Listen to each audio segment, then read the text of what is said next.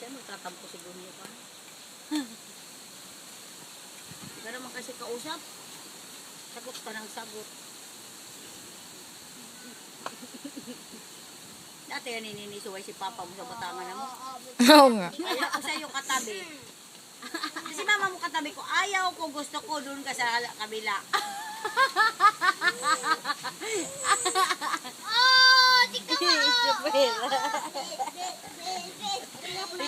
Pikon sigun nyo, nagloyo.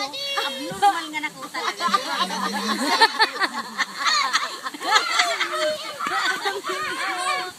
Pero dati hindi mo magaganon yun.